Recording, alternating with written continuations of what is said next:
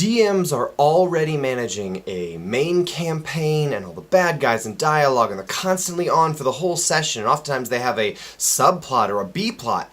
How can a DM integrate player character backstories? No, seriously, I have 6 or 7 players in my upcoming D&D campaign. How can I integrate their backstories?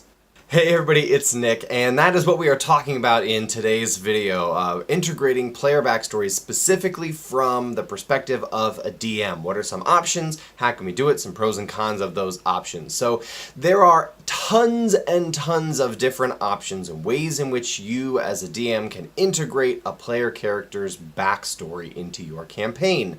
Now, that's not very useful to say there's tons and tons of different ways, so I'm going to simplify it to a great deal and make there be only 3 ways. So we're going to talk about those 3 ways in this video. Option number 1, you can choose to ignore it. You're the DM, you've got a lot of different things going on, you've got your story that you're trying to put together, or maybe you're reading a pre-written module. You don't have time to integrate your players' weird backstories into your game. Now, the internet might try to tell you that this is some cardinal sin of DMing, that you are letting everyone down, and you shouldn't be a DM if you're going to do this, and I am here to give you permission to go for it and do it. If you need to ignore your player characters' backstories to run your game so you can focus on the module, you're new, you're just trying to figure all this out and learn how to do it, it is okay to ignore those backstories. However, that's not a particularly useful answer. This video poses the question, how can I use my players' backstories? And to say don't is kind of a cop-out answer, so we're going to keep going. Option number 2 I call the Colville, and that's just because Matt Colville seems to use or has said that he uses this method. Basically, your story, your adventure, what you have planned is sort of the primary thing, and if you can pull in opportunities from your players' backstories or hooks or things like that, then go for it. But you don't really mine your players' backstories for hooks or ideas, you just throw them in when convenient. And option number 3, we have the Mercer, and I call it this because it's what Matt Mercer seems to do in his campaigns. On Critical Role, there's often entire story arcs or quest lines or adventures that are just a player character's backstory, or multiple player characters. And this works very well for delving deep into your character's backstories, and it makes for a much more soap opera-y game like Critical Role is, and if that's what you and your players are into, that sounds awesome.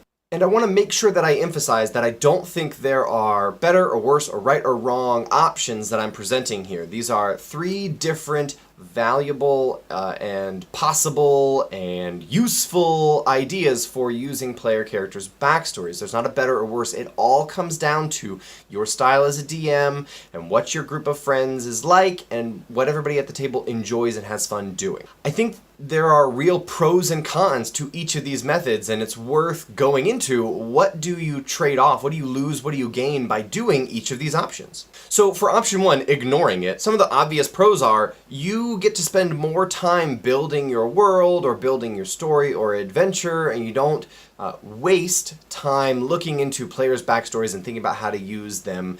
This can make for, especially if you are a newer DM and all of this is very overwhelming for you, or you don't have much time as a DM, this can make things a lot easier and less time intensive for the DM. You don't have to mine through your players' backstories and make it make sense with the story that you have going or the world or anything like that. However, one of the obvious cons of this method is if you have players who are really interested in their backstory and part of the appeal of playing is resolving or interacting with their backstory, then they'll be majorly let down. You might disappoint some of your players. So it's sort of fundamental to know what kind of players you have and what they're going to have fun doing. 2, we have Colville. So the pros of this method are you sort of have, it's the middle ground option. You sort of have an option to skim off the top and take the easy, obvious plot hooks or adventures from your character's backstories without forcing it completely on the world. You still have your adventure and you just skim the easy ones off the top. Some players will get to see some elements of their backstories laced into the campaign. Others will not. And it makes it easier for you as a DM to just pick and choose the easy plot hooks, sort of cherry pick those, so to speak. Cons are Unequal time spent on different players and different player backstories might upset certain players. If somebody really cares about seeing their backstory resolved and somebody else is getting to and they don't, that might be really upsetting. So you got to really be careful and know who your players are. This is what a lot of this video comes down to, is you really have to know who your players are and why they're showing up at the table. If it's because they want to see this big backstory resolved, then you kind of should throw that in there, shouldn't you? So it's worth knowing who your players are and how they have fun playing the game. So for the Matt Mercer approach, big pros are you can hook your players into your game in a big way. It can really make the world and the campaign feel very personal and connected to all of your players, especially if you have those actor type players who really care about their backstory and want to see it, interact with it, that kind of a thing. Cons are, oftentimes you have to spend a long time working on those player backstories to make them make sense or turn them into an adventure.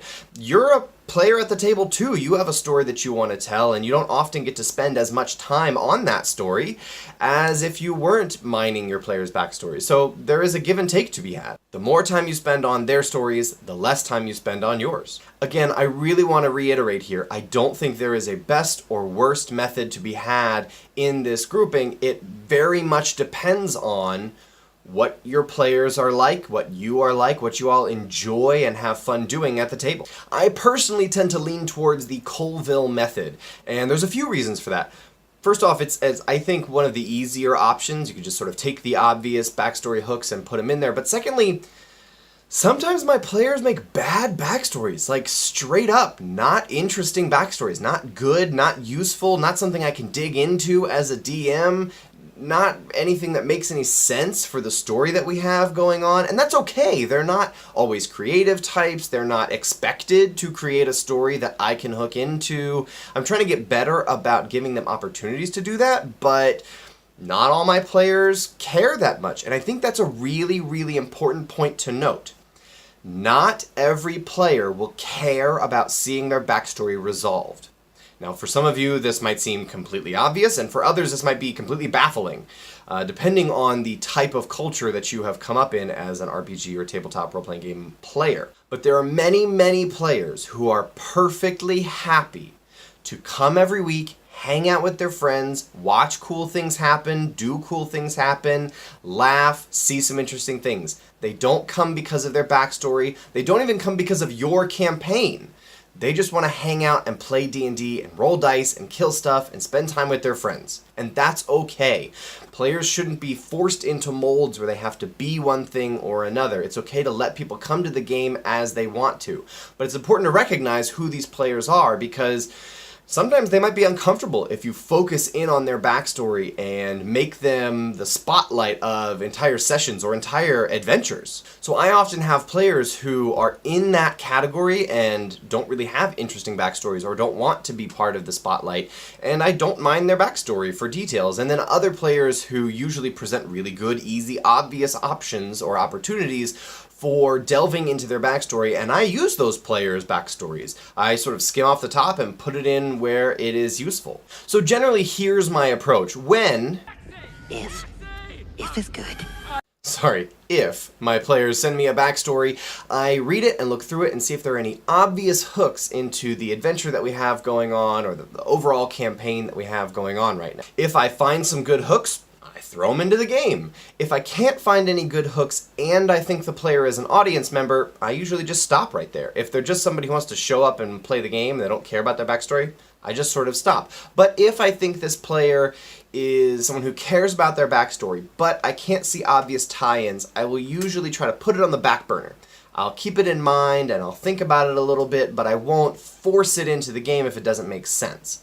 Then later, maybe I will have the opportunity, or I can push things in a direction that will give me an opportunity to use that player's backstory. So here's an example of this. If one of my players has a band of marauding orcs as part of their backstory, and the bad guys of a current adventure are some bandits, then maybe I would have those groups be one and the same, and you can fight these evil bandit types, and they're actually this band of orcs, and this player now has much more depth and engagement to their backstory. So it's simply just taking one element and plugging it into another spot. Also, you don't have to resolve all backstories at the same time. You don't have to slowly progress things. Sometimes somebody will have more of a spotlight than somebody else, and that's okay.